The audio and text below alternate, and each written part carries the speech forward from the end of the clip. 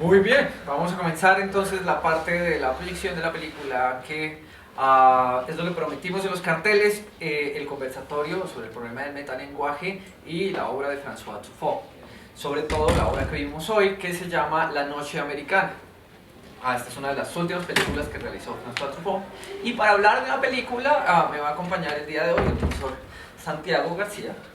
Él es profesor de la Universidad Javeriana, ha sido profesor de la Universidad Javeriana por más de 13 años en la parte de estética, en el área de comunicaciones y en artes. Sí, y juntos estudiamos hace muchos años en la Universidad Nacional de Colombia la maestría en artes plásticas y visuales. Justamente lo invité hoy para que conversáramos sobre este problema desde las dos perspectivas. Por supuesto que pues, con la formación que yo tengo, hay una visión clara que yo tengo sobre lo que está sucediendo en pantalla. Santiago tiene una formación diferente, él viene del mundo de la pintura, de la filosofía, ha experimentado otras cosas que yo he experimentado, ha visto el mundo de una manera diferente que yo lo he visto, y entonces la idea es que entre estas dos visiones de mundo hoy establezcamos un diálogo que nos permita, más que responder cosas, más que el famoso dato curioso de la película, que es como lo que más caracteriza cuando empezamos a hablar de esto, es las preguntas que la película despierta y los interrogantes que nos pueden plantear, sobre todo a las personas que estamos dedicados al mundo del audiovisual, porque esta es una película destinada a cuestionarnos eso. Entonces yo creo que yo ya me empecé hablando, creo que yo ya estoy como introduciendo el tema, entonces al momento que quieras, por favor, interrúmpeme. Sí, estaba pensando en cómo empezar porque es difícil. Después acabamos de terminar de ver esta película y empezar un conversatorio es forzado un poco, en la medida en la que uno ve con la sensación de algo muy bueno. Acabamos de ver una película pues, que es de las muy buenas de este director, François Truffaut, y empezar como rompiendo hielos diferente. Yo quisiera tal vez decir, es como pues pensar en la sensación con la que uno queda después de ver una película como esta. Generalmente ustedes estudian cine, así que supongo que verán cosas que exploran más, buscan más que el común de la gente, que va a ver lo que está en cartelera. Y en ese sentido yo he estado pensando en la sensación con la que sale el común de la gente cuando sale de una película que en cartelera podríamos decir generalmente es de acción, las más comerciales, las que más se venden, y generalmente son buenas sensaciones, son películas edificantes, son películas como que uno arrastra la sensación de lo que acaba de ver un rato más. Es como si fuera parte de la película, es como el clima de la película se va con uno. Y generalmente en esta clase de películas es optimista, es un optimista edificante. Salvan el mundo, algo dramático ha pasado, pero después todo termina bien, y si mal, no es tan malo. De todas maneras, se prolonga esto, y la situación que tenemos después de una película como este, ¿cuál sería? Yo no sé, ¿el conversatorio es entre los otros dos o para allá también? No, el conversatorio entre los otros dos, y en el momento en el que digamos algo demasiado escandaloso, ellos nos interrumpen y nos dicen, porque yo quería preguntar precisamente eso. Bueno, igual no es como preguntar, forzar a decirle algo a alguien cuando no tiene nada que decir. Bueno, ¿usted cómo le pareció? ¿Con qué sensación salió? Pero cada uno puede pensar un poco por su cuenta. Y yo tengo que hablar por mí y decir, aquí la sensación más bien es como de esa clase de películas que a la larga uno sale para sentir algo después, cuando se empieza a acordar de la película, cuando empieza a vivir las sensaciones, las situaciones, y no tanto la prolongación de sentir que uno es el héroe cuando sale del cine, pero eso le dura un ratico, cuando llega a la calle y el tráfico y ya se apaga esa sensación. En cambio aquí es como algo, recuerdos por fragmentos, de a poquitos van llegando esas escenas, imágenes, situaciones, y esos son, ya que estabas planteando la cosa del metarrelato, el tema del metarrelato, cada uno tiene una formación diferente. Va a decir Daniel. Así que ese hecho de diferenciar niveles técnicos, a mí me interesa tal vez de otro lado, o sea, voy a encontrar mi forma de hablar de eso, pero tal vez mi manera de comenzar tiene que ver con esa sensación de recuerdos, situaciones, actores, actrices, sus peleas, que finalmente cuando uno empieza a vivir, de pronto las repite de otra manera. Así que habría como un nivel cotidiano, si no cotidiano, el de la grabación, las situaciones entre los actores, toda la grabación de la película, y una situación superior. Es como una cámara que está arriba de ese montón de situaciones dispersas que después uno empieza a masticar, sentir, repensar. Entonces esos son los dos niveles que yo quisiera proponer hasta ahora. O sea, no sé si aparezcan más, pero diría, hay uno no hay heroísmo, no hay una persona que tiene que salvar el mundo, no hay nada de eso. Hay un tipo que va a ganar una película y ni siquiera es el gran director, no lo sabemos. Bueno, podemos comentar un poquito la película que viene y, sí. Y el segundo nivel, el ojo que está arriba. ¿Qué tal si empezamos con el ojo que está arriba y luego descendemos al nivel más vulgar y humano? Que es el que yo creo que es donde más nos vamos a curar, porque la parte, el ojo que está arriba, acá, el ojo en el cielo, citando el ojo en el cielo es como... Sí, es buenísimo esto. Esta película, de entrada, La Noche Americana, tiene la idea general de mezclar signos del cine en una sola cosa, ¿cierto? Es toda la meta de François Truffaut en esto, no es simplemente hacer una película porque el cine es más importante que la vida propia, a pesar de que François Truffaut piensa que nada es más importante que la vida propia, o exactamente como dicen en la película, el mundo no tiene la culpa de la infancia de François Truffaut, porque esa famosa frase que todo el mundo le dijo en vida a Truffaut, la frase sale ahí, ¿sí? Toda esta cosa, ¿sí? Pero él no quiere simplemente en esta hablarnos de la forma en la que se hace el lenguaje, en la que se hace el cine, no, perdón. Nos quiere hablar del lenguaje mismo del cine. Ustedes se van a dar cuenta la forma en la que el montaje está hecho, la forma en la que la película está desarrollada, lo que busca es asociar todos los significados de todo lo posible que puede significar cine en un espacio de 2 horas. Entonces la idea de François Truffaut, así como trae en esa toma súper descarada en la que empieza a mostrar los libros de los directores que a él le gustan, esto es lo que hay que ver, ¿cierto? Es súper descarada esa toma y con la cámara fija para que se note, o sea, porque normalmente la cámara se está moviendo el resto de la escena y en ese momento la deja fija porque yo estoy con el lenguaje cinematográfico diciendo esto es una pausa en la narración y esto ustedes tienen que verlo. Para eso nos pone la música y para eso todo el cosito que tenía él acá en el brazo es solo para poder en esa toma tener música que complemente eso, porque la música está llegando del teléfono. Entonces él está trayendo todos estos elementos para hablar del cine. Ahí es cuando se configura una película que trata el problema del metalenguaje del cine. Sin embargo, este no es el metalenguaje del cine, es una película que trata sobre el metalenguaje del cine. Todas las películas eventualmente, en su misma estructura, hablan del lenguaje del cine y nos enseñan a todos a ver el lenguaje del cine. Por eso que si una persona se la pasa toda su vida viendo películas hindúes, entiende la forma cinematográfica de otra manera, como un evento social, como un evento donde yo, por ejemplo, puedo distraerme en la sala de cine. Las películas hindúes están hechas para que yo, mientras esté en la sala, pueda hablar, pueda comer, pueda inclusive pararme, bailar y cantar un rato, ¿sí? Mientras que las películas de nuestra tradición, la tradición occidental, la tradición norteamericana, la tradición francesa, están hechas para contarnos una historia en un periodo de tiempo lineal, mezclando cosas, y en ese punto cada película funciona para enseñarnos a ver cine. Y si uno quiere empezar temprano, Baby TV es la mejor opción. Pero eso es como pedagógico en esta, porque hay muchas películas de... No es una pregunta, pero sí... películas que son un homenaje al cine. Entonces uno ve, por ejemplo, estamos hablando, bueno, La La Land, que se va a ganar Oscar, eso, algo así. No es una película sobre hacer cine, pero se trata de una ciudad del cine y unas personas que finalmente van a renunciar a su vida amorosa para salir al otro lado. Bueno, cada uno ve. 8 y medio, de Federico Fellini, también habla de hacer cine y es, digamos que el polo opuesto de esta película, ya es la crisis, ya veremos por qué opuesto, pero la crisis del tipo que al final no tiene ni película y no tiene nada. Y además, bueno, el director es tremendo. Y películas como la de los hermanos Coen, A.B. César, son homenajes al cine, comentarios y pero de alguna manera... La de César también es crítica, ¿no? Sí, es homenaje. Sí, es crítica, claro. Yo creo que eso comparte con esta. Se pueden hacer para verlo, sí. Lo que yo quería decir es que esta película tiene como una pedagogía del cine. Uno puede ver las cámaras, los artefactos, las máquinas utilizándose, pero no es edificante, no es un homenaje al cine como tal, sino más bien es como un director que tiene una película que no sabemos si es buena o mala. De hecho es como medio telenovela rosa. Si uno se pone a pensar en la película que está de fondo, es como esas novelas de las 12 del día que nosotros vemos, pero nunca sabemos cómo va a quedar. De pronto no es así. La actriz no se supone que es una película buena, no tan mala. Pues se supone que la actriz viene de Hollywood, es la actriz o de las actrices del momento, así que tiene presupuesto, tiene los actores.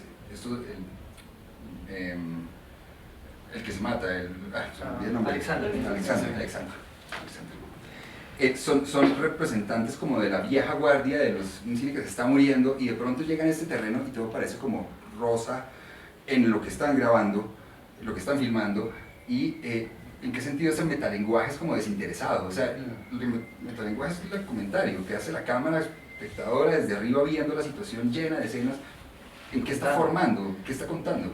Empecemos por un lado. Primero que todo, Truffaut no es solamente realizador, él también es crítico.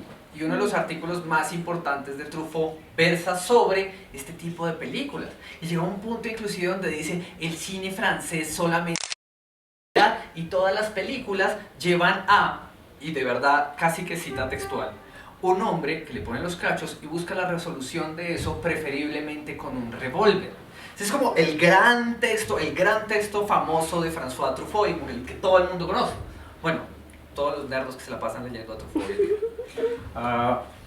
Y ahora llega este tipo y hace esta película y la verdad, él trata de manejar las dos películas quedan completas.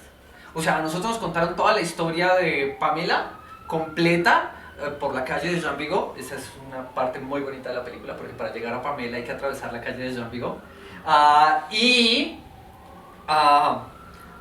La historia quedó completa. Nos la cuentan desde la primera escena en la que todos dicen mi personaje es, me va a pasar esto. Luego nos muestran cómo los personajes de la otra película se desarrollan. Y además de eso nos muestran el final. A pesar de que no hay Alexander, Truffaut nos tenía que mostrar cómo iba a acabar la otra película, casi que como una especie de trastorno obsesivo compulsivo. No podía dejar la otra película sin acabar. O sea, no podía dejar de... Es increíble, o sea, esto me di cuenta ahorita viendo, fue un ¡pum! O sea, de verdad tenía que contar la escena final de la otra película, si no, yo creo que no hubiera podido morir contento Truffaut, no que haya muerto contento, o sea, no hay que hablar. Sí, escenas donde vemos la cámara arriba grabando, por ejemplo, escena inicial, tremenda, la ponen 2 veces, hay muchas escenas que pasan doble vez, es como si fuera una reiteración sobre ciertos motivos. En este caso comienza la gran escena de la Paul saliendo del metro, cruzando todo en silencio, como la verían los que van a editar y poner luego audio, música, esas cosas, y después vuelve a pasar otra vez la escena, pero con el parlante, el director guiando las cosas. Digamos que nosotros vemos nos empiezan a contar la historia poco a poco. Inmediatamente aparece, en este punto toca hablar de partes de la película que ustedes acaban de ver, es como volver lo obvio, pero pues con eso recordamos un poquito ciertas escenas, y además a mí me sirve en este punto que las recordemos. Escenas que son como lugares comunes hasta cierto punto, pero bueno, en este momento empieza una película que estamos viendo, que está filmada desde arriba, y de entrada nos dicen de qué se trata toda la película. De que es la historia de una mujer que se enamora del papá del novio y ya, punto. O sea, lo hacemos todo desde el comienzo, y poco a poco empiezan a darse escenas de cómo se graba la vida de los actores frente a esto, y donde no se está grabando aparecen el director con la guionista discutiendo, improvisando muchísimo, y ahí empiezan a buscar salidas. No sabemos totalmente cómo es la película que están haciendo. Ellos dicen, podemos darle mucha personalidad a la protagonista si decimos fuguemos de la casa, y todo lo que nos dicen son como lugares comunes. Yo quiero hacer énfasis un poco en ese hecho. Son lugares comunes, son imágenes más o menos reconocidas por todos, son las imágenes que nos da la película que está siendo grabada. La nuestra no, digamos que hay como 2 niveles, y el tercero sería el nuestro, uno viendo, el ojo crítico de uno viendo la grabación, pero el nivel del fondo es un montón de lo que podríamos llamar clichés del gatito tomando la leche, de la escena de pareja, los celos de esa pareja, la actriz que se siente que la encasillaron en tal cosa, que la encasillaron en vieja, y en ese sentido creo que ahí es donde nosotros podemos empezar a identificar lo que tú estabas llamando signos del cine, como signos de tipos de imágenes. Y es una que yo quisiera como centrarme, aunque debe haber muchos niveles, pues toca abrirlos. Pero el primero es muy obvio, que es escenas que no tienen ninguna profundidad, sino que son cotidianas, son fórmulas. 24, 65, 52, 47, 28, cuando esta señora empieza a proponer hablar simplemente con números, ni siquiera... Es como si los personajes en este nivel no tuvieran interioridad, no tuvieran, no quiero decir alma. Eso antiguamente lo hacían las películas mudas. Sí. Salía el personaje en la película muda y lograba aprenderse los diálogos porque, valía poco que te los aprendieras, salían diciendo números, 22, 33, 44, 55, 31, en la película muda. Porque como no había pista de audio, Pero entonces por eso él le muestra el micrófono y le dice, oiga, pelada, esta ya es con sonido. Porque es una actriz vieja. O sea que en teoría alcanzó a... Ellos son los mayores, las dos glorias del cine de Hollywood que se está acabando. Y así, dentro de este montón de como, imágenes fáciles, yo le pongo un cliché para que le citemos en algún punto. Aparecen frases profundas, pero igual vienen fáciles. Es decir, yo los anoté ahí mientras estaba viendo, es difícil ver una película tomando punticos, pero no estoy recordando. El cine es más bello que la vida. Cuando quiere convencer al joven de no irse. El cine es más bello que la vida, más importante que la vida. Es casi que en todas las producciones, no es particular esta película, ¿no? Esto es, todas las personas que yo conozco que se dedican al audiovisual son capaces de arriesgarlo todo por grabar. Eso es una gran verdad del cine, y tal vez es la que más nos asusta del cine. O sea, ¿qué es lo que sucede? El cine, la literatura, como cuestión narrativa, integra su lenguaje articulando palabras, ¿cierto? Y cada una de estas palabras que yo articulo en el lenguaje me permite a mi autor generar un sentido nuevo, ¿cierto? Entonces yo pongo, Juan se cayó en la mañana. Hace años no veía nevar. Y puedo juntar las frases, ¿cierto? Para construir hasta Ulises. ¿Sí? Pero eso lo hago yo en mi tiempo, en mis cosas. Es un trabajo en grupo y en cada fotograma se articulan cientos de cosas que son responsabilidad de mucha gente y dinero de otra tanta. Entonces se vuelve una cuestión desde el principio de la producción, el hecho de que cada una de estas cosas tiene que llegar al cuadro y acomodarse en el lugar donde va a producir un sentido, no solamente en el espacio acá, sino en el tiempo, hacia adelante y hacia atrás, en el tiempo del espectador, en el tiempo de la historia, en el tiempo del director, implica casi que un orden, digámoslo, de aparato militar, en el que hay que sacrificarlo todo, porque el cine, simbólicamente, para todos los que hacemos o hemos hecho o trabajamos en esto, o damos clase en esto, el cine es lo más importante, o el audiovisual, si es youtuber, el YouTube es lo más importante de la vida. Precisamente un teórico de este tipo de cine, esa corriente que es la escuela de la mirada, llamada así, también la nueva ola, y en literatura, la nueva novela. Robert Grillet estaba hablando precisamente de esta exigencia de este proyecto, de este nuevo cine, o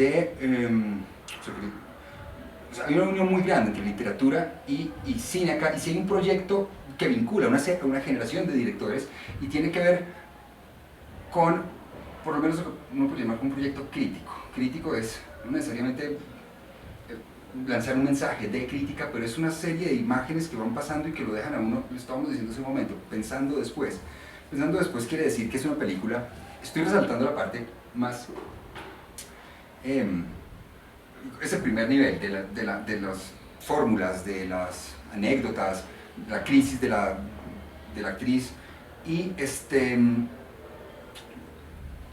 todo ese tipo de imágenes nosotros podemos llamarlas, bueno, decíamos lugares comunes, clichés también, pero de pronto a partir de esta dispersión de situaciones, Robert Grillet hace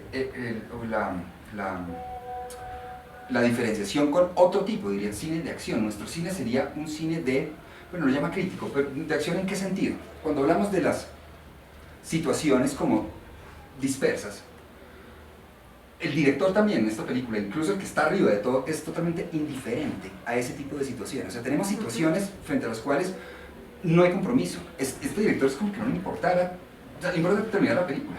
La idea de Robert Grillet es el arte por el arte. O sea, generalmente tenemos artes en función de grandes causas. El arte ruso en función de la Revolución Rusa. Pero cuando llega la Revolución Rusa, ¿qué pasó con el arte ruso? Salieron casi todos. Bueno, en cine no pasa tanto así. Pero dice, debemos afirmar esta lucha del pintor que se muere por su delirio en su relación con el color, y ahí se juega la vida completa y no tanto la pintura en función de una causa política, una causa algo. Así que estos autores como que dieron la sensación de cierta superficialidad en la medida en la que no hay una situación existencial, o sea, social más bien, comprometida de vincularse con una clase, vincularse con un proyecto histórico, algo así que en otros directores o en otras escuelas puede ser muchísimo más evidente como hacer profundo al cine cuando habla de algo más que del cine. De pronto aquí se trata, así sean películas que no son sobre el cine, es como cierta superficialidad en las situaciones de las personas. Entonces, cito a Robert Grillet porque él escribe precisamente no solo, escribe más sobre la literatura francesa que sobre el cine, pero está diciendo que estos personajes tienen esa indiferencia como a todo nivel. Digamos que el efecto va a ocurrir luego. Una cierta indiferencia que podemos decir que es social, política, es otra cosa, es las acciones, lo que ocurre orientado hacia otro lado y lo que vemos es cierta indiferencia por parte de... Hablemos del director este. Pensemos por el director, si ustedes vieron, ¿no? Es François No le Truffaut. importa. Sí, no le importa. lo reconocen por su actuación en Encuentros cercanos del tercer tipo. Es como su papel más famoso. Sí, parece ser. Y este director es una parte de un gran engranaje. El director que François Truffaut está interpretando es una parte, es el que responde preguntas.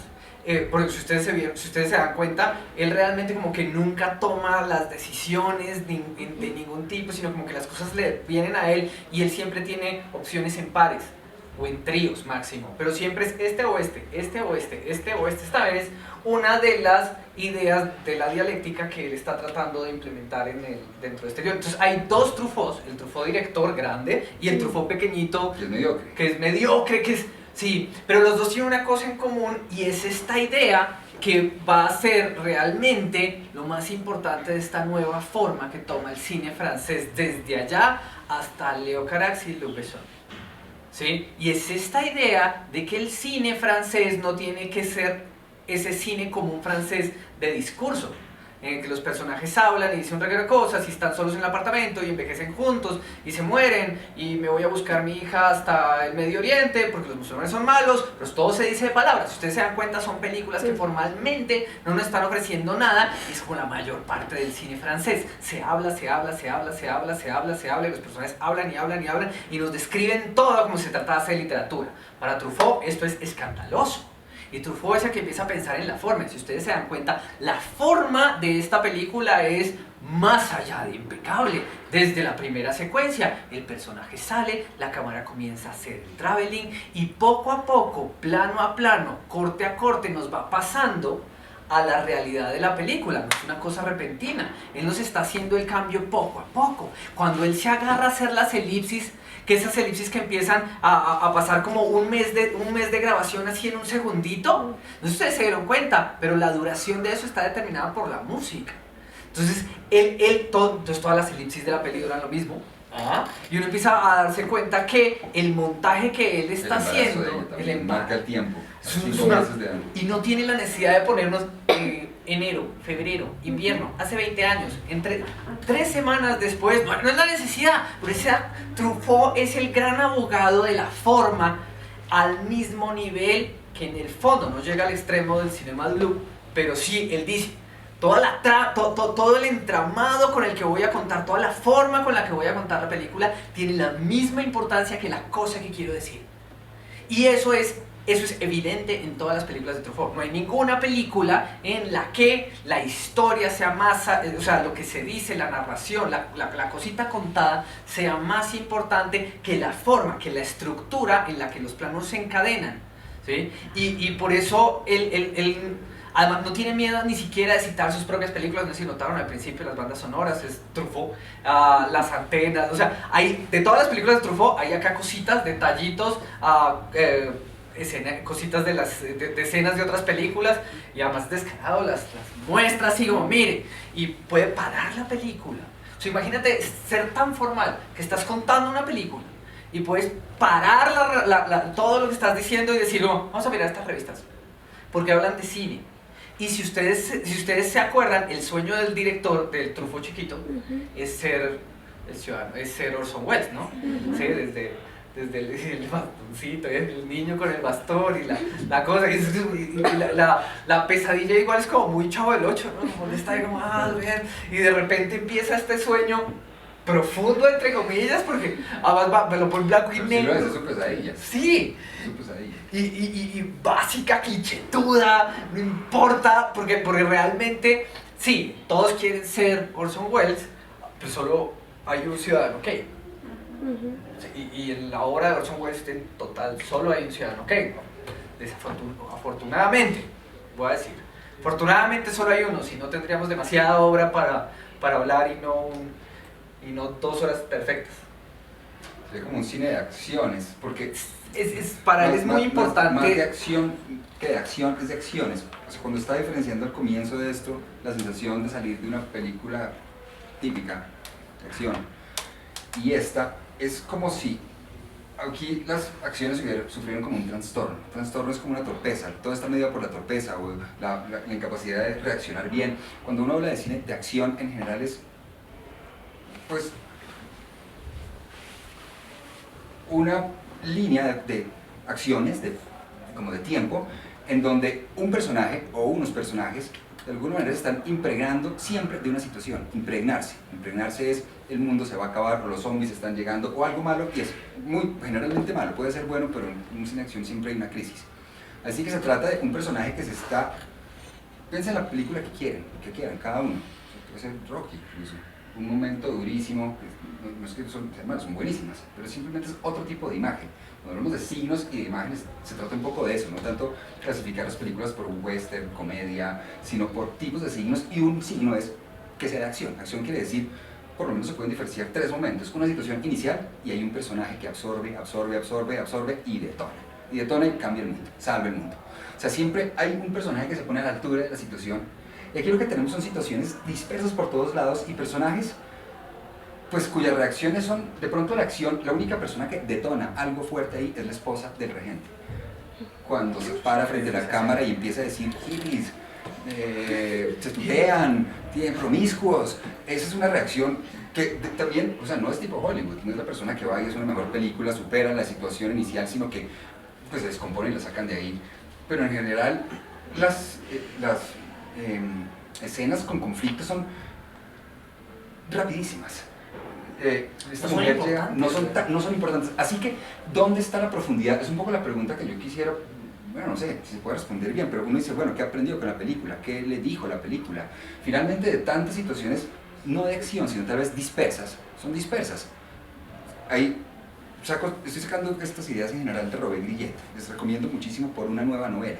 Él habla mucho de esta situación de acontecimientos que sobrevuelan una situación, se posan en los personajes, pero todo se desembaraza del acontecimiento. Todo el mundo quiere pasarle el problema a otra persona, al ratico cambia de actitud de una forma muy veloz, o sea, no hay drama, no hay interioridad, no es el cine de la interioridad, no es persona de Bergman, la persona pierde la identidad, y a partir de acá tendría que haber como una reunión de ese montón de acciones, no en salvar el mundo, en una gran conclusión, sino literalmente como una forma de remontar ese montón de crisis. Y eso, no sé si uno puede llegar a responder esto, pero uno ¿qué pretende este director o esta generación de directores con este polvo de hechos? Ahí me voy a poner un poquito político y sería como empezar a pensar el trabajo de Hannah Arendt, la filósofa del siglo XX. Tiene un libro maravilloso que se llama La banalidad del mal, y en La banalidad del mal ella explica cierto tipo de estructura moderna, fabril, donde cada uno tiene un puesto alienado absolutamente. Yo soy el script, Lilian es el script, y Lilian en cualquier momento sabe que si ella se va de la película, pues ponen a otra a hacer el script y ya, eso no hay problema, ¿cierto? Alexander se muere y no hay problema, el director es un idiota y no hay problema, la actriz tiene una crisis nerviosa, la actriz no se aprende los guiones, no hay problema, porque cada uno aporta un pedacito a esta cosa. El problema con Hannah Arendt es que Hannah Arendt no está hablando del cine. Los libros de Hannah Arendt, no solo este, sino también Ekman en Jerusalén, parten de los juicios que le hicieron a los nazis después de la Segunda Guerra Mundial. Y una cosa, ella era una judía que por la guerra tuvo que irse a vivir a Estados Unidos, se volvió norteamericana, periodista, profesora, muy dura la señora, y entonces la revista Time le dice como, vaya y cubra los juicios de Nuremberg, donde estaban juzgando a los alemanes, a los nazis. Y ella se va para allá esperando encontrar a Satán, pero a Satán purito. Ella estaba esperando villanos de James Bond, gente verdaderamente mala. Hannah Arendt entonces tiene estos libros, Eikon y Jerusalén y la banalidad del mal, y todo parte de esta experiencia, ella cubriendo los juicios de Nuremberg, vaya, está escuchando a toda esta gente, ella espera encontrar de verdad a Satán, ella espera encontrar villanos de James Bond, espera encontrar gente muy mala, y lo que se encuentra realmente es un reguero de bobos allá, que lo único que saben decir es, yo solo estaba haciendo mi trabajo. Es que yo, ¿qué hago?, decía Ekman, mi trabajo era desplazar judíos del punto A al punto B, yo no maté a nadie. Y luego salía el otro y decía, mi trabajo era simplemente encender el horno, yo no los metí al horno. Decía, no, mi trabajo era empujarlos a los, yo no los maté. ¿Sí me entiendes? La culpa de estas 6 millones de muertes, 7 millones de muertes, se reparte entre tantas personas que al final nadie es responsable. Y si todos son un poquito fans del History Channel, se van a dar cuenta que, sobre todo al final de la guerra, Hitler ni siquiera estaba muy en control de lo que estaba sucediendo. Y cada general tenía como ya sus responsabilidades y sus cosas. Las cosas ya avanzaban solas. Entonces, eso le preocupa mucho a Hannah Arendt, porque realmente ella se empieza a dar cuenta que así funciona el mundo un poco. Que lo que está sucediendo realmente es que cosas como el cine son un reguero de gente sin ninguna responsabilidad. Y al final la película puede cambiar el mundo, porque hay películas que han cambiado el mundo. Y no es la de Marguerite Duras que dicen ellos de que me voy a Tokio a ser el hombre y ella la mujer francesa que es poeta. Hay películas que han cambiado el mundo, sobre todo en la época en la que ellos están viviendo. Películas que cambiaron la percepción de Italia, películas que cambiaron la percepción de Alemania. Estoy hablando claramente de la película de Lene Riefenstahl que se llama El triunfo de la voluntad. Y es una película que ustedes, si no tienen sus convicciones políticas bien desarrolladas, no la vean. Pero si ya están convencidos políticamente de lo que les importa en la vida, sí pueden verla, porque si no se vuelven nazis. La película es así de buena, es de las mejores películas que he visto, es increíble. Formalmente Lene Riefenstahl es gigante. Y claro, adivinen ella también que dijo, no, yo no hice nada, yo solo hacía las películas. Y se fue a África a vivir entre una tribu africana y tomarles fotos, y se dedicó a la fotografía y murió de 100 años y murió trabajando en fotografía y siendo una señora muy feliz, y nunca pagó por hacer la mejor película nazi de la historia, porque además no la hizo sola. Eso también es el argumento de ella. Pues sí, yo la dirigí, pero yo no estaba solo, o sea, tenía un productor, eso, el estudio funcionaba, a mí me decían qué hacer, estas no eran mis ideas. Entonces todo se articula así, y lo que más le preocupa a Hannah Arendt es que cosas como las fábricas, y en este caso el cine, que es una forma fabril de producción de imagen, nos reparte la culpa. ¿Sí? Y Hannah Arendt va a vivir siempre muy preocupada por esto, porque entonces nos volvemos evidentemente malos, y a ellos les tocó ver cómo se construían lo de las bombas atómicas, y también todo el mundo lo mismo. Entonces, no, yo solo hice la ecuación, decía Einstein, y el otro decía, no, yo solo hice lo del plutonio, decía el otro, no, a mí solo se me ocurrió. Hay una película rusa, perdón, paréntesis, que es como el Forrest Gump ruso, y el personaje pasa así mientras están haciendo la bomba atómica y dice, ay, póngale dinamita acá, y se inventa la bomba atómica. Se las recomiendo, se llama Una vida... El hombre de 100 años que bajó por la ventana. Está en Netflix. Y claro, la culpa se reparte. El pecado el pecado de lo que significa la película, y en ojos de Truffaut, el pecado que están cometiendo todos los directores de cine, se reparte. Y lo que dice Truffaut también en sus escritos, así clarísimo, es: tenemos que llegar a un cine de autor. Esto tiene que tener un responsable, alguien tiene que poner la cara de las cosas que se están haciendo, porque el cine francés va hacia abajo, va en una caída libre, va hacia el fin, y la única forma es preocuparnos porque lo que escribió el guionista no sea lo único que esté en la pantalla, sino que visualmente podamos darle forma a nuestros pensamientos a través de el montaje, a través del color, a través de la dirección de arte, y para él todo esto son decisiones del no autor. se siente como la fuerza y la exigencia de un tipo como este frente al cine. Pues películas, pues digamos que esta película sobre la Segunda Guerra Mundial tuvo que haber tenido un presupuesto grandísimo. Es una película de Estado y el nazismo sabe utilizar los medios, en particular el cine, en función de la propaganda, todos lo sabemos. Lo que quiero decir es que este cine de la nueva ola no tiene tanto presupuesto, no puede tenerlo. No, son... O sea, el mensaje tiene que ir por otro lado, que no es tanto el de salvar el mundo, aliarse con un Estado es un poco marginal, aunque todos sabemos que es, bueno, es muy central, pensar un poco en el lugar de esa generación de directores, y no se me entusiasma un poco viendo este tipo de cine, porque es como si fuera un momento en el que los directores de cine, eso que estamos hablando de un cine bien tardío, los 73, 72, la película que acabamos de ver, pero desde el comienzo uno siente que es como si estuviera todo por hacer.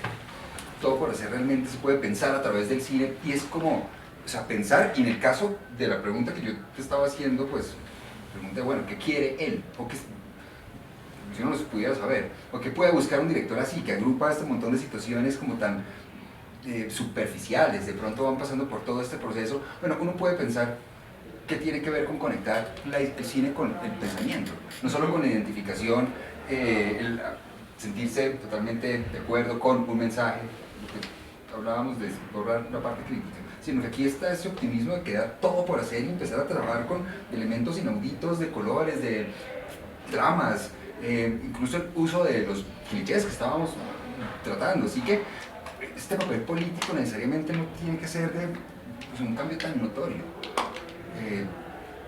un cambio tal vez local, un cambio a nivel del pensamiento, yo creo, y no tanto de la identidad de un pueblo. O sea, sí, es que al final de la película hay como una suma de intensidades, casi que se puede decir como estratos, que cada uno de los que participan y cada una de las máquinas como que colabora, cada una de las máquinas colabora en la creación de uno de estos estratos de complejidad, ¿cierto? Simbólicamente, las imágenes de la película tienen tantas cosas y el director nos está mostrando tantas cosas que nosotros sabemos que tenemos que ver porque nos está diciendo, Cocteau, jarrón, nos lo está mostrando, piensa. Es una forma, cuando nosotros acabamos de ver esta película, tú decías ahorita al principio, ¿no? uno sale de la película de acción y uno sale a 1000, uno sale montado, uno sale deviniendo Iron Man un poquito, ¿cierto? Uno se camina diferente porque acaba de ver Iron Man. Y tiene chistes muy pesados y durante como 2-3 horas uno es el más sarcástico del mundo porque acaba de ver Iron Man, ¿cierto? Lo que sucede realmente en esta película es todo lo contrario. En esta película salimos llenos de preguntas, de interrogantes, ¿sí? ¿Qué fue lo que quiso decir este tipo con eso? Porque entendimos toda la película, pero todos sabemos acá que se nos escaparon cosas. Todos sabemos que hay la toallita, la toallita de Cocteau a mí todavía me tiene volando la cabeza. Uy, esta toalla, porque claro, esa toalla fue elegida y puesta ahí. Entonces, ¿qué es lo que pasa? En Iron Man yo apago mi aparato crítico y dejo que la película me cuente toda la historia, me informe de lo que debo ser, de cómo debo ser hombre, cómo debo tratar a las mujeres, cómo debo pelear, cómo debo hablar, porque tengo que ser chistoso, tengo una forma de ser que tiene que ser así, y necesito éxito y dinero como Tony Stark. Esa es como la cosa fundamental, y se formatea mi cabeza. Pero en películas como esta no, una película que tiene toda esta cantidad de símbolos y me obliga a pensar, me obliga a encender mi aparato crítico, todo lo contrario, me obliga a pensar inclusive políticamente Truffaut, ¿qué me quiere decir? Porque este tipo hay algo, tú lo tienes ahí, hay algo que este tipo políticamente nos quiere decir, nos quiere ¿por qué es tan controversial esta película? ¿Por qué Godard se puso tan bravo con esta película? ¿Sí? ¿Qué es esa cosa que no debía ser dicha?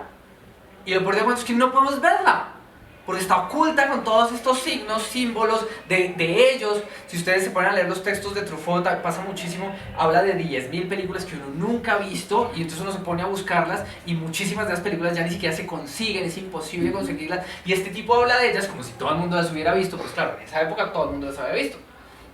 Entonces a nosotros por lo menos se nos escapó la mitad de lo que los amigos de Truffaut vieron, porque todos le pelearon y todos le dijeron cosas, nunca dijeron nada puntual, ¿sí? Pero sí, yo creo que sí hay un comentario político, no solamente de lo que del deber ser de un director, sino del deber ser de la forma del cine. Lo digo, está grabando. No, seguramente está grabando. Está grabando también. Pero entonces uno se pone a preguntar por, bueno, ese mensaje, o sea, usted, mejor lo piense por su cuenta, porque la idea no sé, alguien descubrió lo que quiso decir Truffaut y los demás no, entonces, ¿qué quiso decir? Como si hubiera un mensaje oculto, Sí. o algún significado oculto, y una de las críticas que hace este autor, Robert Guillet, precisamente es una crítica a la significación en general. Cuando hablamos del nivel del cliché, estamos, o sea, la palabra hay que ponerla en términos más grandes, no solamente, cliché puede ser algo que se puede definir como un lugar común. Es un lugar común, la repetición de la repetidera, todo eso tiene que ver con el cliché. Pero hay una palabra mejor que aparece desde la filosofía y es la opinión. O sea, la opinión, ¿qué quiere decir? Esa la pone Platón cuando empieza a hablar de la filosofía, el conocimiento, y si de algo difiere, eso es de la opinión. Así que, cuando empieza a hablar sobre la opinión, pues la relaciona con el estado de ignorancia en el cual todo el mundo opina. Entonces, opinión y cliché terminan siendo como sinónimos. ¿Qué quiero decir esto? Él dice, educar no es darle de comer al hambriento.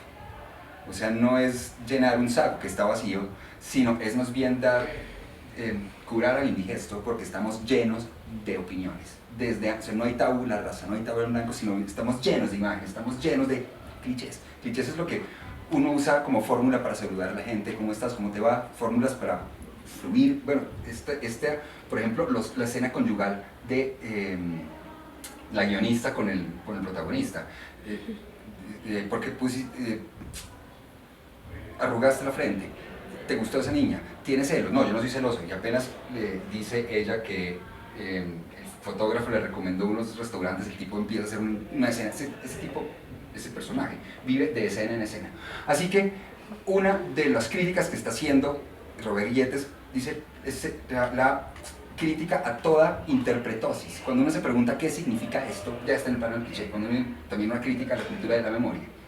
¿Qué me recuerda esto? ¿Qué me recuerda esto? Dice, ya estamos en el mundo de lo que vuelve y vuelve. Así que ese mundo de clichés, de imágenes flotantes.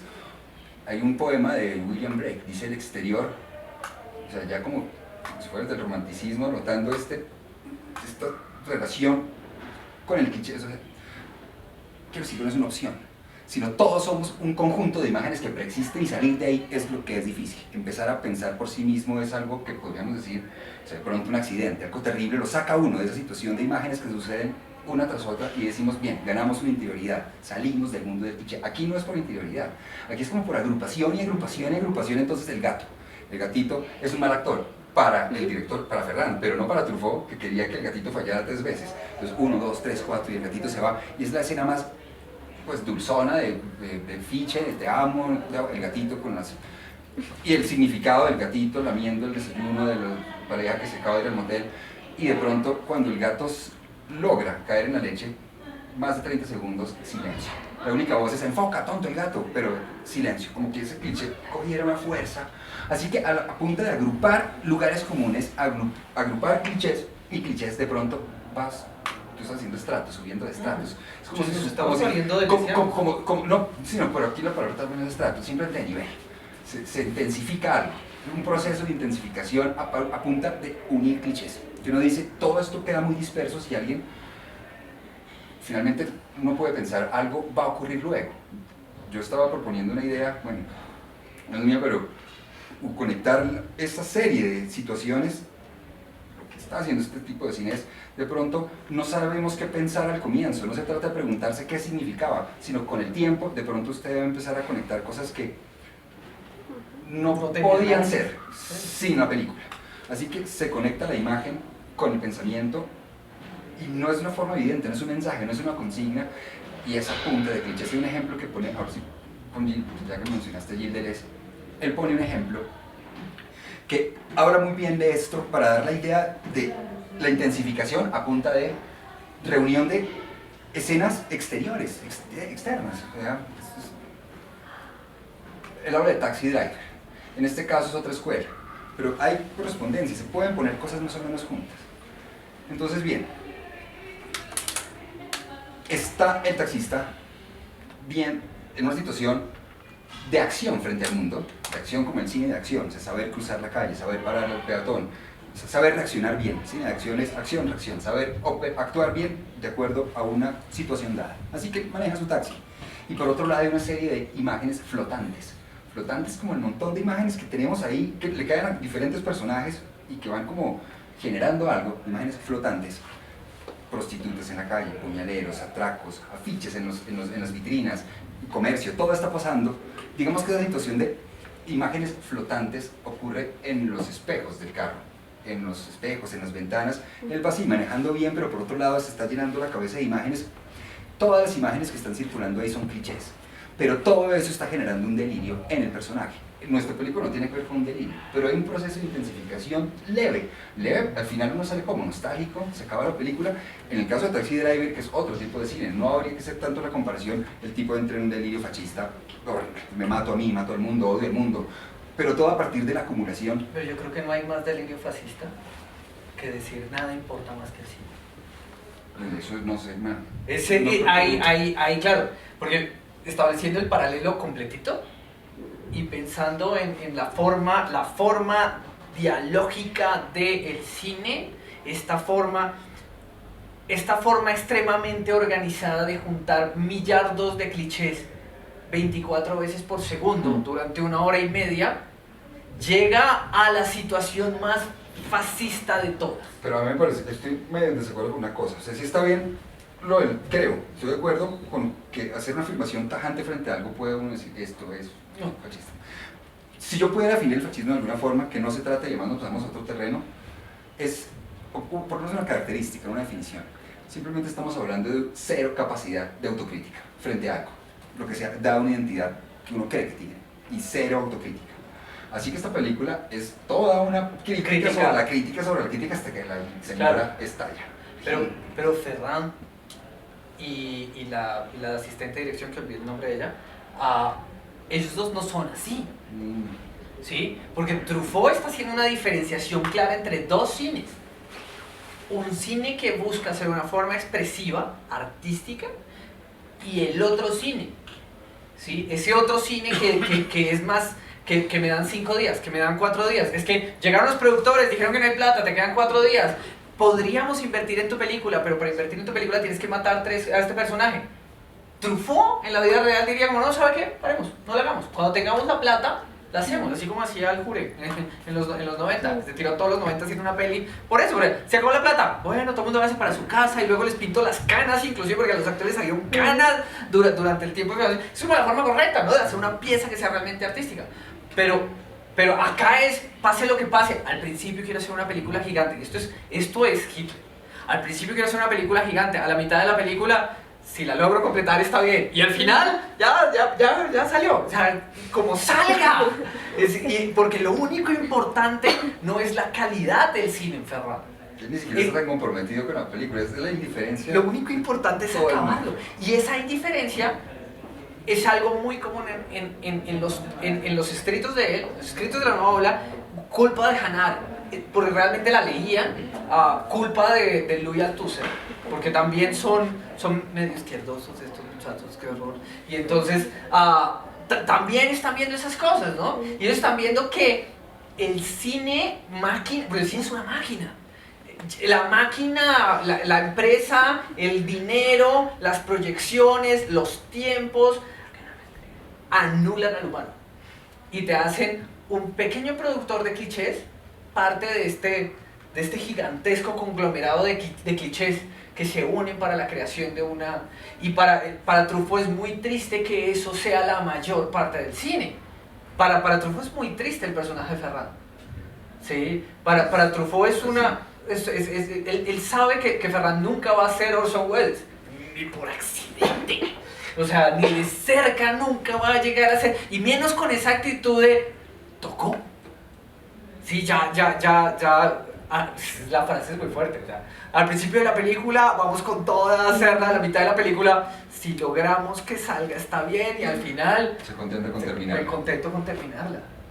Pero eso es lo único que importa, acabar la película. Al final, y esto lastimosamente es algo que nosotros enseñamos en las escuelas de cine hoy en día, todavía, al final lo único que importa es acabar. Porque, a mí me lo enseñaban así en la universidad, porque mañana sale al aire. Y si no lo tengo al aire en el momento que sale, ¡pum! Son millones de pesos que me van a cobrar. Porque la película tiene que estar en Cannes pasado mañana. Si no llega la película... Perdón por el ejemplo, ¿no? Pero antes de esto hubo una niña que traía un corto para que viéramos antes de la producción de la película, pero fue dobleta. Y la niña acabó de editar la película hoy, ¿cierto? Y llegó corriendo con su archivo, lo puso y estaba más rendereado. ¿Sí? La película se vio horrible, mal cortada, y obviamente, entonces uno se da cuenta que de todas maneras, ese tipo de cosas uno no debe... O sea, lo importante no es llegar a la proyección, o lo importante no es proyectar la película completa a pesar de que esté cortada. Para François Truffaut, esa actitud es pecaminosa. Para François Truffaut, el cine tiene que ser una forma artística de autor, no de máquina. No de máquina de tengo que acabar. Esta chica estoy seguro que tuvo que acabar hoy porque la proyección era acá hoy. Y si no llegaba la proyección acá hoy, tal vez se iba a acabar el mundo, no sé, resucitarían los zombies. No sé qué está pensando uno cuando uno tiene que cumplir esos tiempos. Generalmente es plata. Generalmente es máquina. Generalmente, alguna vez me dijeron, la persona más importante en el canal es el ingeniero. Porque el ingeniero es el que nos mantiene conectados a todos. O sea, ni el gerente. Lo más importante es quién conecta las máquinas entre ellas. Ese es el tipo que importa en el audiovisual, el ingeniero. ¿Sí? Willem Flusser, mi adorado Willem Flusser, es un filósofo que yo adoro, también él tiene esa misma cosa. Él dice, al final todos nos sobreescribimos al lenguaje de la máquina. Tiene un libro lindísimo que se llama Poshistoria, y en Poshistoria llega un momento donde habla del cine, donde el cine dice, que sin palabras, esto no tiene, si toda la vida me he escandalizado de la fotografía como arte-máquina, el cine es arte-industria. Y industrialmente niega humanidades y nos convierte, nos quita el cliché inclusive. Hablando de cuerpitos, volviendo como a la metáfora de Lesiana, acá de mis estratos y la forma en la que, porque no hay nada más orgánico que un crew de cine, que un equipo de cinematógrafos. Cada uno sabe su papel, cada uno tiene, hay una cadena de comandos. Hay un momento de la escena donde necesito que vas por mantequilla, no está en el guión, no es mi problema. ¿Sí? Así es, estoy tan organizado que no soy capaz de ir a ayudar a una amiga, porque no está en el guión, no es mi problema. Ese personaje es increíble. ¿Sí? Le dice al gato, me hiciste quedar mal, gato, ¿sí? Es decir, mi parte no salió, fallé, ¿sí? Pero si no es mi parte yo no hago nada, porque tengo mi fragmento. Y es muy triste que Ferran, que se supone es el que debería ser el gran autor, el que integra todo, sea el que decide, azul o rojo, azul. ¿Puede pintar el carro? No. Bueno, oiga, ese está chévere, ¿sí? Uno pensando en las entrevistas de Truffaut y Hitchcock, él decía, ¿y por qué escogiste este carro? No, claro, es que este modelo tal y tal, y me gustaba por allá. Y cuando la niña voltea para allá, no, claro, es que como ese giro de cabeza, yo quería que... Al giro de cabeza, a ver. Yo quería que la Andrew se viera mirando para allá para mostrarla, porque parecía una china muy bonita. Y luego él le pregunta, oye, a todas estas, ¿usted por qué nunca usa morenas? ¿Por qué usa siempre esta chica como escandinava? Sí, ya me parecen las más sexys del mundo. Y cada mujer que sale en mis películas es la mujer que yo más amo. Ese ideal de mujer de Hitchcock. Y varias veces le han llegado a Hitchcock a decirle, esta negrota, no, baila. O sea, lo que yo necesito es esta mona flaca de ojos grandes. ¿Sí? Por eso, y es autor puro. Hitchcock es autor puro. El guión, lo que le pongan, él lo vuelve una película de Hitchcock. ¿Sí? Psycho es una novela, yo creo que es de las peores novelas que existen en la historia de la humanidad. Truffaut decía, es sorprendente que la hayan publicado siquiera. Pero la película es otra cosa. Y la historia es la misma. ¿Sí? La historia de Psicosis es re boba, pero está tan bien contada, está tan bien puesta, está tan bien formada. Hay tanto Hitchcock en ella. En esta película hay tanto Truffaut que nos deja muchísimas cosas que pensar, nos deja muchísimas ideas que hacer. Inclusive hoy para nosotros que no, bueno, para ustedes que no han tenido la experiencia cinematográfica como tal, de los 35 milímetros y de como toda esta presión, y inclusive para nosotros que nos dedicamos hoy más como al YouTube y la cosa, y que es como una cosa más mía, solo, en mi casa, y que es de la cámara pequeña y todo, aún así nos conecta sentidos en nuestro oficio, en nuestro quehacer cinematográfico. Pero que no sea solamente una crítica al cine, es todas las formas en las que nosotros articulamos sentido. Porque las cámaras de cine o las cámaras de fotografía que me están grabando en este momento, por ejemplo, son parte de una organización igual. Lo que pasa es que no hacen películas, hacen cámaras. Es exactamente lo mismo, ¿sí? Entonces al final una cámara es una organización simbólica, hecha para producir organizaciones simbólicas. ¿Sí? Es el giro del giro. Entonces, yo siento que en la opinión de Truffaut, este tipo de estructuras deberían ser más personalizables y humanas, y no tender tanto hacia el cliché, el cliché visto en lo que es generalmente el cliché. Voy a decir el cliché, para que quede más claro, para diferenciar, sí, porque pasa eso, ¿no? Al final, todas las películas de Iron Man son iguales. Todo es cine de acción, también siendo una película, es una película y sus variaciones, pero es el mismo modelo. Es el modelo. Ya sea Rocky, ya sea Rambo, ya sea Día de la Independencia, ya es todo esto. Así que es difícil, es un tipo de cine que pues, que es ser un cinéfilo y seguramente cosas muy buenas, pero tiende a ser prescindible, a desaparecer de los intereses de los que entran a contar historias. O sea, una historia no tiene que ser necesariamente como tú lo dices, Scorsese, tal persona salva el mundo, sino la lluvia cae en la hoja. En eso se puede demorar mucho tiempo y pues, es un trabajo de sensibilización grande. Yo quería preguntarte qué trabajo de sensibilización, ver los medios que usan estas personas para unir la imagen, tipos de acciones, ficciones, percepciones, con pensar.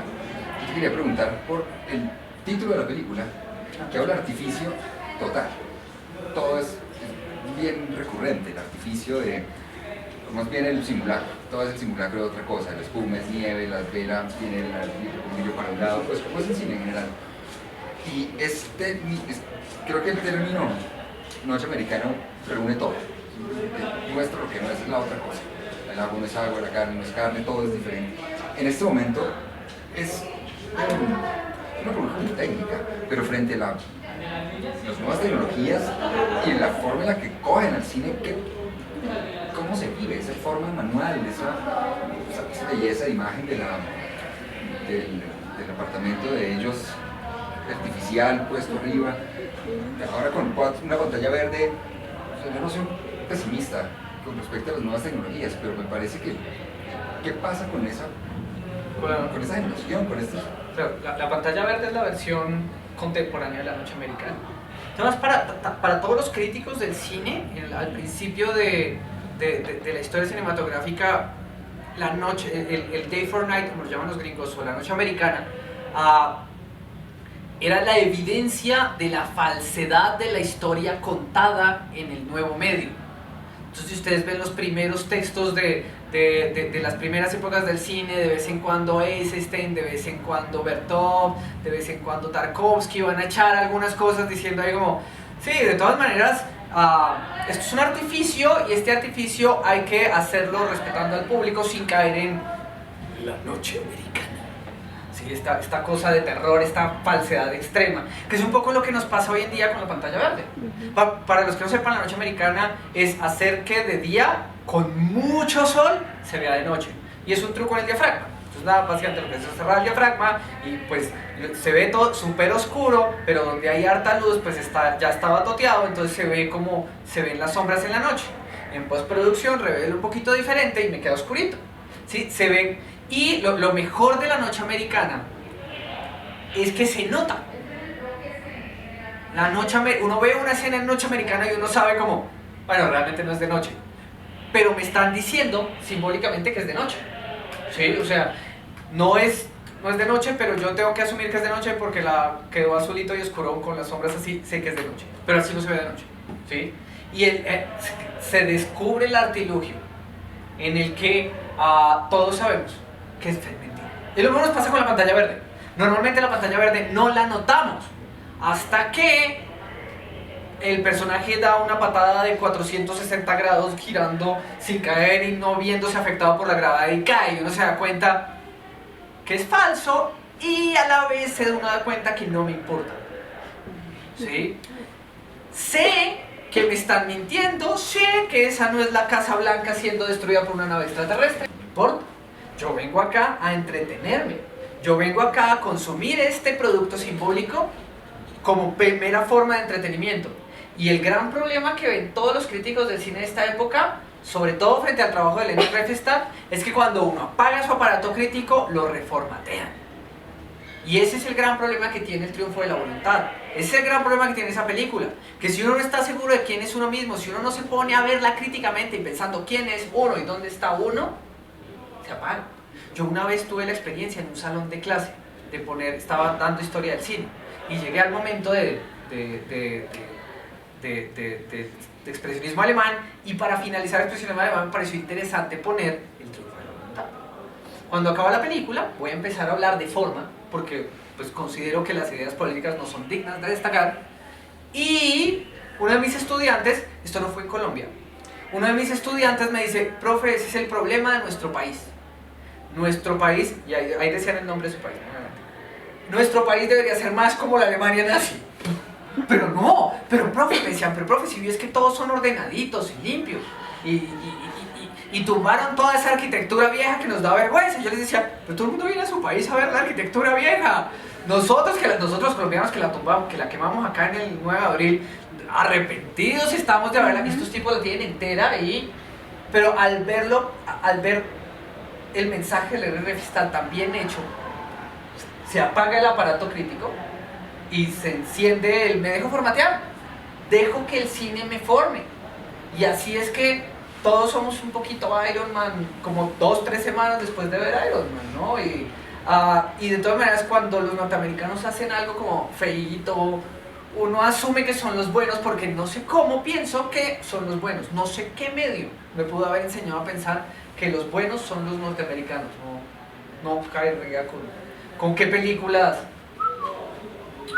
Esto fueron a ver más películas de esta nueva ola, igual, más o menos. Es que es como sí, sería una serie de películas que tengan que ver con este desarrollo de la imagen, porque es una película profunda, donde uno sale contrariado después de 4 horas, sino es entretenida, es rápida, puede estar llena de situaciones críticas y también carece de una gran problemática mundial, pero termina siendo la más crítica frente a películas que parece que mostraran cómo es que hay que salvar el mundo, de qué lado hay que hacerse. Aquí es a punta de la banalidad como el ritmo de algo que está avanzando, y casi que a pesar de uno avanzando.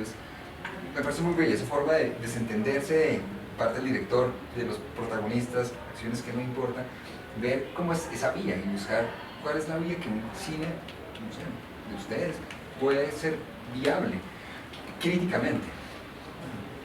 Yo creería que hay que tomar el mensaje de Truffaut en la película, de pensar, básicamente, ese es el gran mensaje de la película. Piensen, ¿sí?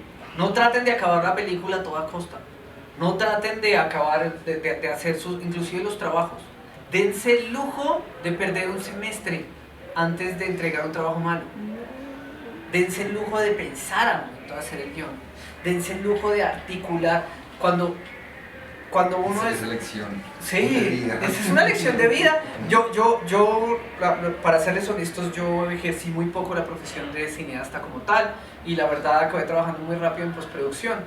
Entonces la mayor parte de mi experiencia cinematográfica es en cine universitario. Y en cine universitario uno tiene el deadline el préstamo de equipos, uno, y la fecha de entrega. Entonces le dan muy poquito tiempo. Y además, uno está con los amigos bebiendo como hasta 2 días antes del rodaje y no poniendo cuidado en clase. Yo sé cómo son ustedes porque alguna vez fui así. Pero si yo hubiese, en lugar de simplemente tratar de acabar la peli, me hubiera puesto a hacer la que era, tal vez hoy en día yo sería como mis compañeros que sí lo hacían, directores grandes, nominados a premios importantes en el extranjero. Y ellos fueron, inclusive uno de mis compañeros, esto es como medio secreto de la historia del cine nacional, Él iba a un curso atrás mío y veíamos que todas las clases juntos, que es la Nacho, ya todo el mundo ve clases cuando quiere. Y en algún momento lo que le cansó a él de la facultad de cine es eso, es hacer. Es lo único que importa, hacer cine. ¿Sí? No planear, no pensar. Y mírenlo donde ha llegado. No así, no, ya saben. ¿Sí?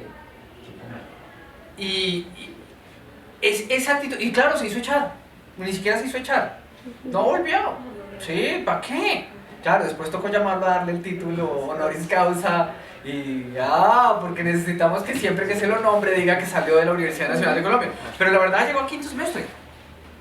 ¿Sí? Llegó a quinto semestre y justamente lo que le cansó fue el hacer. Y eso que estudiamos en una facultad terriblemente reflexiva. ¿Sí? Nosotros veíamos clases de filosofía a toda hora, vimos 4 semióticas, el programa de curso de nosotros estaba, el programa de todo el que yo vi, estaba todo basado en los libros de Gilles Deleuze. Entonces desde ese momento nos estaban volviendo deleuzianos. Y por un lado nos estaban dando como toda esta formación súper teórica y luego, por otro lado, el profesor del taller no nos exigía sino acabar y presentar. ¿Sí? Y era inclusive todavía recuerdo mucho a ese profesor, fue camarógrafo de una película, de un documental metanarrativo muy famoso de los 60 que salen todas las historias del cine. Ya, no digo más de quién fue el profesor. Y ese profesor ese profesor solo logró hacer además de ser un camarógrafo de mucha gente, este tipo lo único que logró hacer fue una película en toda su vida. Y la película la pasaba todo el tiempo, y la película tenía esta realidad formal planísima. Cuando yo veo una película que formalmente es plana, lo único que yo veo, muchachos, es un director que no planeó. Es cine de guión, como lo llamaba François Truffaut. ¿Sí? Y si ustedes ven, pongan el lado contrario, miren Luc Besson. Luc Besson o Alfred Hitchcock tienen los guiones más idiotas de la vida. O sea, ustedes no sé si han visto Taxi, pero el guión de Taxi es realmente la cosa más mala que existe. Solo Luc Besson podía salir adelante con esto. Lo mismo el guión del Quinto Elemento. El guión del Quinto Elemento no tiene ni pies ni cabeza. El Quinto Elemento es pura forma. Y eso que ustedes la vieron cuando la película ya era vieja. Nosotros tuvimos que verla en el cine y se nos explotó la cabeza. Matrix es la misma historia de toda la vida y los hermanos Wachowski hicieron algo maravilloso. ¿Por qué? Porque la forma tiene que ser importante. Porque nosotros damos por obvio la forma. Y eso le estaba pasando al cine francés en esa época. Truffaut habla mucho de eso. Creo que extendí demasiado. No, estoy muy como, muchachos, de verdad, preocúpense por la forma. Esto es lo más importante que hay. No sé si abrimos preguntas para... Me gustaría. Sí, como si tienen preguntillas, este es un buen momento para hacerlas.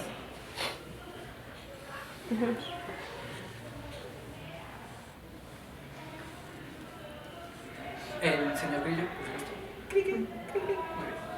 Vale, pues. Creo que la escena del gato es algo así como lo que es el gol en el fútbol. ¿Sí? Es una cosa enormemente importante que finalmente la nena haya conseguido, la guionista haya conseguido el gato del vecino, que fue el que interpretó el papel que todos esperaban. Es el gol del fútbol. Sí, claro. Y en cine lograr eso. Y toda producción tiene alguien así, ¿no? Y vale. En toda producción. Ustedes no saben lo importante que es ese empleado y la cantidad de confianza que tienen. En el mundo del cine hay mucha gente trabajando, pero muchísimo. La mayoría son súper mediocres.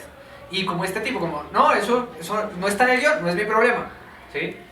Pero un empleado como ella, siempre hay uno en una producción así, y eso no lo sueltan nunca. Los grandes directores tienen al lado uno así, una persona así, que, como dicen de un político paisa, le cabe el país, le cabe la película en la cabeza. Porque esta chica es así, ¿no? Esta chica es increíble. No es la única vez Sí. que lo hace. Si él estaba en la habitación y ella no estaba y el otro llamó por teléfono, uy, acá hay un triángulo amoroso. Pero ¿cómo puede articular? Porque está pendiente de todo. ¿Dormiste? No. Pasé derecho porque tuve que ir a recoger los disfraces al... ¿Sí? Ustedes se imaginan un empleado dentro de una película y los disfraces no llegaron.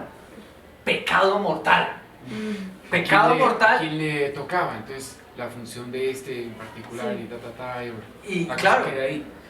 Bueno, ojo, porque me parece que también hay un punto en que uno dice, bueno, ¿qué tiene en común esta película con otras películas de Truffaut? ¿Sí?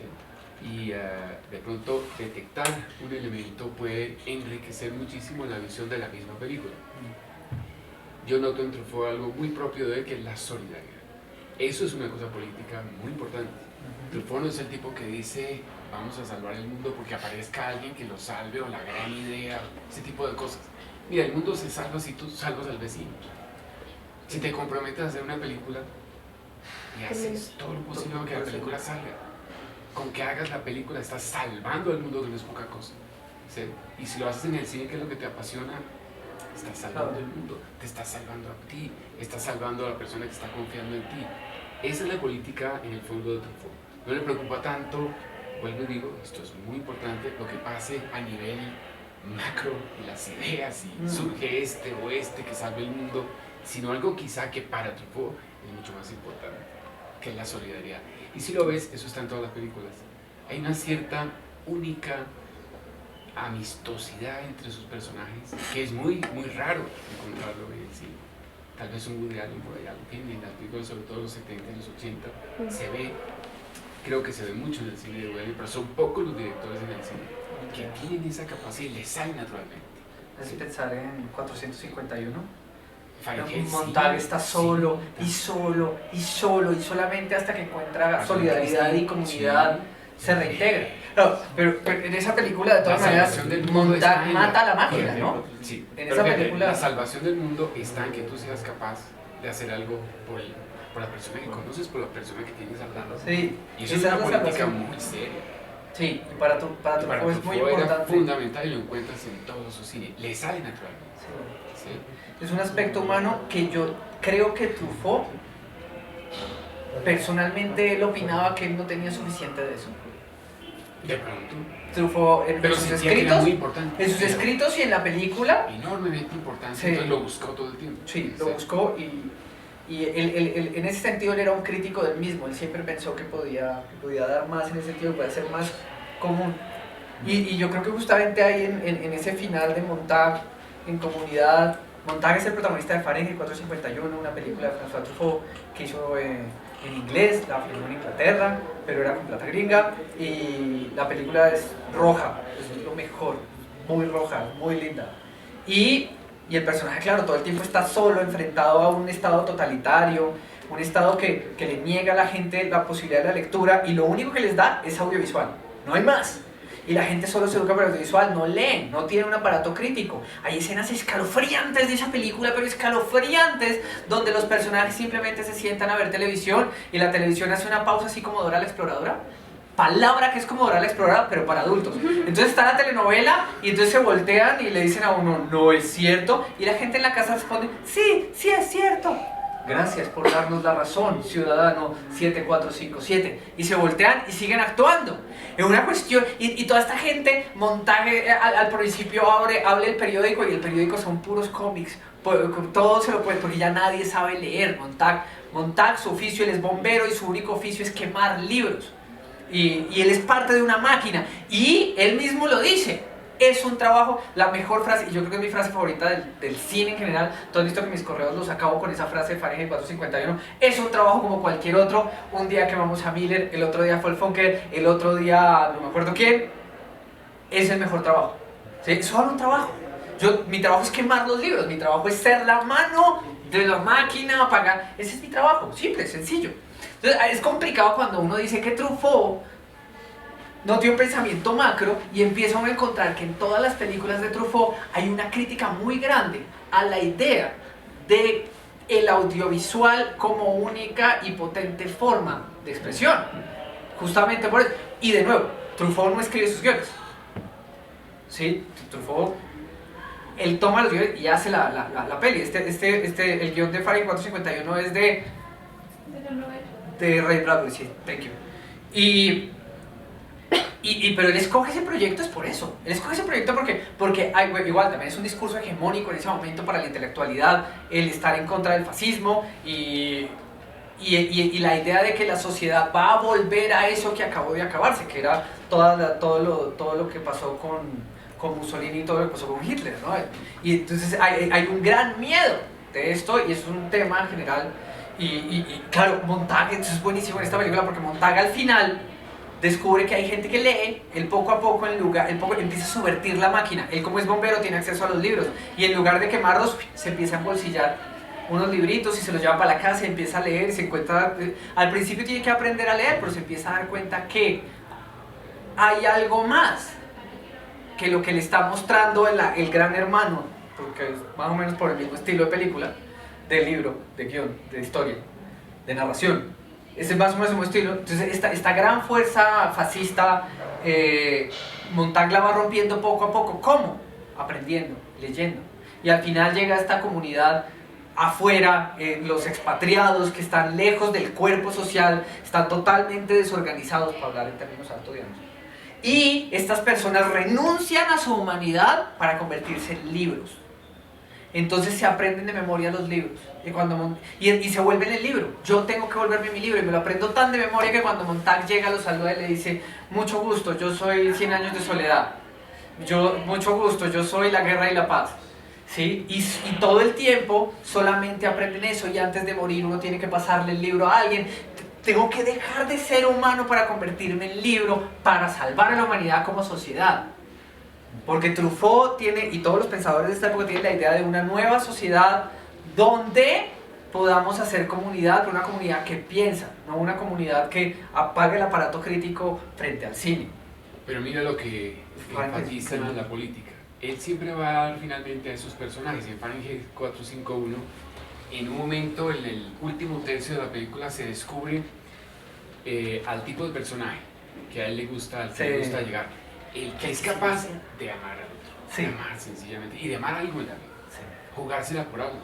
En Fahrenheit 451 se descubre, por ejemplo, aunque se destruye, a la viejita que en medio de ese mundo fascista, donde todo está tan limpio y todo está tan ordenado, es la que tiene una gran biblioteca, una inmensa biblioteca, y de manera clandestina la ha conservado por amor al libro y el amor a la biblioteca, simplemente por eso. Truffaut llega a ese tipo de personajes, ese tipo de personaje que sienta y que ame, el único que puede salvarlo. Suena simple y suena obvio, pero ya ves. Y una película como Fahrenheit 451 es lo más difícil de encontrar y de obviar. ¿Sí? Y aquí el personaje de la guionista, interpretado por Natalie Valle, una actriz muy importante en Truffaut, ¿sí? Esa guionista salva la película, más de una oportunidad. ¿Sí? Más de una oportunidad. No todas, menos la crisis de... Menos la crisis de Alphonse, que la salva a Julie, que va y se acuesta con él para que no se vaya de la película. Y súper bueno porque inclusive el Dr. Baker, el esposo de ella, entiende. O sea, no son cachos. Hizo lo que le tocó para salvar lo más importante, la pena. Julie se queda con él además porque ella sabe que donde Alphonse se vaya esa noche, se mata. Y también lo salva porque ella sabe que él se mata. Sí. También. Yo pensé que se mataba. Sí, claro, Alphonse iba a matarse y ella sabía que en esa crisis y en esa depresión, él se iba a matar. Y prefiere quedarse con él y decir, bueno, por lo menos no te salgas de aquí. ¿Sí? Alguien que hace algo porque siente. Porque siente por el otro. Es una política de lo más serio, creo yo. Igual ella la tiene, si lo ves, la tiene en todos sus sentidos. Es que ella actuó de la misma forma, ella actuó de la misma forma que actuó su marido, ¿no? Que fue que ella está en una época de crisis depresiva y él dejó todo al lado por ayudarla a ella. Yo creo que por eso mismo el doctor entendió la situación. Sí. Yo creo que se fue a matar. Yo tampoco creo que se va a matar. Yo creo que él vive de escena en escena, y es bien evidente. No, pero pues es una posibilidad. Sí, claro, por supuesto. Sí. Él vive de escena en escena y el polo opuesto de este actor es el esposo de Baker. El Dr. Baker.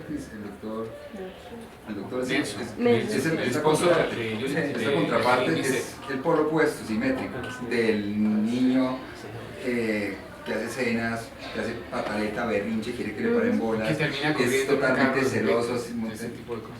Y este señor es maduro, ya es un viejo que tiene todo, está por encima del bien y el mal, llega tranquilo, unos cachos que no me importa. El otro es un niño chiquito, claro. Un bebé. El otro no puede soportar que la miren. Tan bebé que el otro, o sea, la guionista no le da nada de importancia.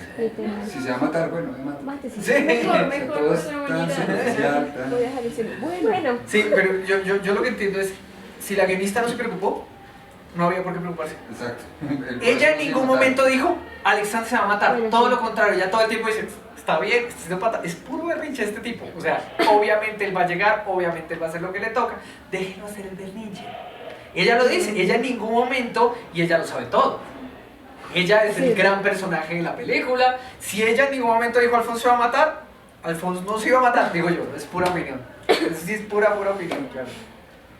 Porque lo del doctor, es muy diciente lo del doctor y la pastilla y la forma, pero cuando Julie la lo relación. ve haciendo la maleta, ¿sí? De lo que sí sabe es que él va a salir de ahí, Sí. va a salir de la casa, y si sale de la casa, Sale en la está en un película. riesgo altísimo, Sí.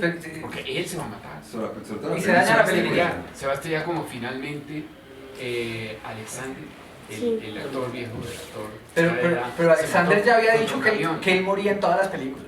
Sí. Es que O sea, Alexander ya nos había avisado que se iba a morir. Sí, Yo muero en todas las películas. En todas las Sí. películas de Marvel. 24 veces. Sí. 24 veces. La muerte es clarísimo está ahí. La muerte es un lugar común. Tan común que tocó matarlo. Sí, o sea, el personaje tocaba. Después de que dice uno ese parlamento, toca matarlo. No hay. Uno puede enfurecer a los dioses del cine si no lo matan. Yo creo que puede llegar Godard a jalarle unos palos. Bueno, pero ojo, yo subrayo el hecho de que una política centrada en sentir el mundo y tener solidaridad, no con alguien que vive a miles de kilómetros, sino con la persona de al lado y con la que trabaja contigo, Eso es wow, es importante. una de las políticas más exigentes, Sí. más exigentes. Y casi que en muchas de sus películas Truffaut nos lleva a ese personaje, consciente o inconscientemente nos lleva a ese tipo de solidaridad. Pero él piensa inclusive que no es así. Hay un pedazo muy importante que a nosotros nos chocó mucho, que es cuando llega el sonidista y le dice, oye, se murió mi mamá. ¿Sí? Y el otro es como, oiga, terrible. Pues sí, tómese los 3 días. Y seguimos con la peli. Indolente. Absolutamente indolente. No le importó 5. Claro, y de todas maneras recuerden que Truffaut está proyectándose en Fernand. Él está intencionalmente proyectándose en Fernand. Él quiere mostrarse autobiográficamente y se dice en la película. Esa frase que le dicen a él de que a nadie deberían importar los problemas de infancia de Truffaut, nadie debería sufrir los problemas de infancia de Truffaut. Es una frase que salió en la prensa. Sí, es una frase que todo el mundo conocía. Y la dice en la película para uno reforzarle que lo que estamos aquí hablando es de Truffaut. ¿Sí? Bueno, pero esa tiene un colofón, fíjate. ¿Qué lo? Si nadie siguiera padeciendo la infancia de Truffaut, O sea, si de él en adelante nadie padece la infancia de Truffaut no importa. Pero Claro. como no es así. claro, Como sería... Truffaut sabe que no es así. Claro, pero sería una falta de modestia gigante que Truffaut se pensara... No, que Truffaut expresara lo que él pensaba de sí mismo. Porque, pues claro, obviamente, nadie es director de películas sin pensar que es el más duro. ¿Sí? Ustedes lo van a notar, los que ya están grabando ya empiezan a notarlo. Los compañeros que son más modestos y humildes, voy a ser el mejor sonidista. Voy a ser el mejor camarógrafo. Estoy estudiando montaje, quiero ser montajista. Esos son pero el compañero que toda la vida ha sido gallito, que es así como y que está muy seguro de sí mismo al punto ya de el borderline psicótico, ya eso es cuando uno empieza a decir, ese es director. Ese es el Alfred Hitchcock que no deja que nadie hable en el set. Ese es el que le obliga a la gente a comer lo que él dice, el Godard, que lo que sí, esos son esos grandes egos que pueden imponerse. Una cosa muy bonita que tiene Truffaut es la idea de Truffaut de que él puede ser una persona mejor. Y yo creo que eso sí se nota mucho en este personaje. El personaje tiene un deseo de ser otra cosa y no simplemente ser, soy el más grande, soy el más duro. Hay muchas cosas que ver. La verdad yo un poco hablando todo el día, pero creo que ya... Sí. Muchas gracias por haber venido. La próxima semana que tenemos... Quiero ver esta película. Luisa Humanidades va a hacer su presentación el 28. No nos ha confirmado la política con todo su semillero de investigación. Muy invitados. Sí, el semillero de investigación de... ¿Cómo es que se llama ese? Semillero de investigación de humanidades. De humanidades. ¿Sí? Sí, ellos siempre presentan cosas chéveres, vengan el martes. Y Luisa da clases chéveres, entonces también es una gran profesora. Entonces también si quieren escucharla, ella sabe mucho. Entonces, si quieres escuchar también, súper chévere. Venga la próxima semana. Muchas gracias. Muchas gracias a ustedes. Gracias. Hombre, gracias.